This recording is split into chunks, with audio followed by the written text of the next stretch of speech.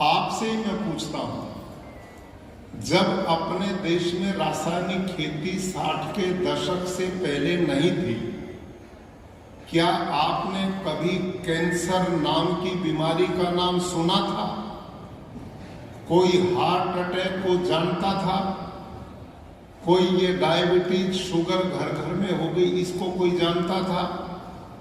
इस साल के आंकड़े हैं कि 50 और 60 साल की उम्र में हजारों व्यक्ति हार्ट अटैक होकर के मर गए। आज हम अस्पतालों में जाते हैं तो अस्पताल भरे रहते हैं। अस्पतालों में जाकर ऐसा लगता जैसे सारी दुनिया बीमार हो गई। और उसका सबसे बड़ा कारण है कि मैं और आप आजकल जो खा रहे हैं, पी रहे हैं, उसमें इतना यूरिया, डीएपी, पेस्टिसाइड, जहर वाली दवाइयों का इतना प्रयोग हमने कर दिया कि आज हाथ में बोतल पानी के लिए घूम रहे हैं।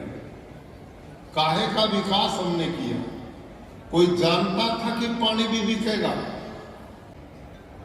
भाइयों और बहनों, रासायनिक खेती के दुष्परिणाम अब खुल करके सामने आ गए। विश्व स्तर की एक रिपोर्ट आई है जिसमें आया कि 24% ग्लोबल वार्मिंग के लिए, जलवायु परिवर्तन के लिए रासायनिक खेती जिम्मेदार है। और अभी यूनेस्को की, यूएनओ की एक रिपोर्ट आई है कि जैसे किसान भारत में और दुनिया में यूरिया, डीएपी, जहर डाल करके खेती कर रहा है, यदि अगले 40-50 साल यूं ही करता रहा तो सारी धरती ऐसी हो जाएगी जैसे घर का फर्श होता है। एक तिनका भी धरती पर नहीं बचेगा तो क्या खाएंगे, कैसे जिएंगे?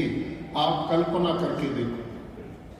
जैसे महाराज श्री ने आध्यात्मिक रूप से एक बात कही और हम गांव के लोग भी एक बात बोलते, जैसा अन्न वैसा मन। हमारा जो अन्नमय कोश है उसी से ही बुद्धि बनती, उसी से मन बनता है। गीता में लिखा, आहार शुद्धौ सत्व शुद्धि। आहार शुद्ध होगा तो मन और विचार शुद्ध होंगे। इस बात पर रिसर्च करके देखो, मानव की जिन जातियों में नशा है, जो मानव जातियां मांसाहार खाती हैं, उनमें हिंसक प्रवृत्ति सबसे ज्यादा मिलती है। खून खराबा, लड़ाई झगड़े, तोड़ फोड़, मारकाट, आतंक वहीं पर है जिन लोगों का खान पान गलत है। मैं जिस खेती की बात आपको कहूंगा वो जैविक खेती नहीं है। मैं जो बात कह रहा हूं उसका नाम प्राकृतिक खेती है, नेचुरल फार्मिंग है, प्राकृतिक खेती है। अब हम में से बहुत लोग यही नहीं जान पाते कि जैविक खेती क्या है और प्राकृतिक खेती क्या है।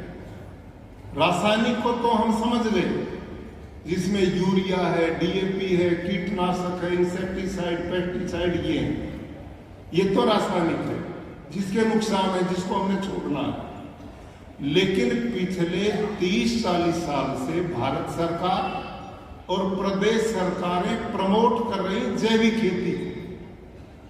लेकिन 30-40 साल के प्रयास के बाद भी हम अपने देश में जैविक खेती के मॉडल खड़े नहीं कर पाए। क्यों नहीं खड़े कर पाए?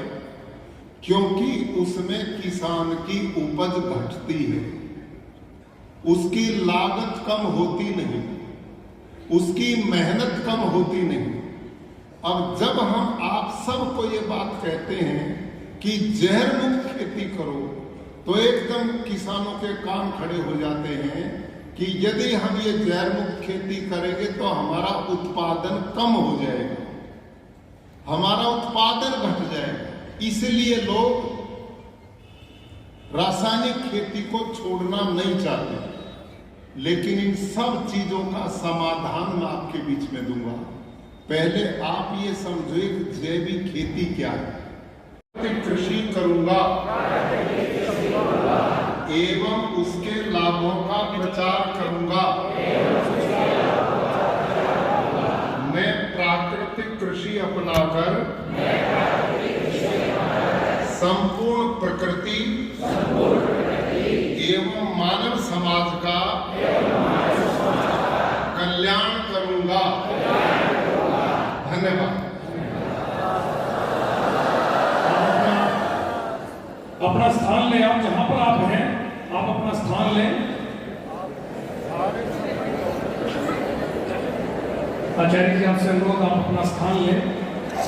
क्योंकि आचार्य जी हमने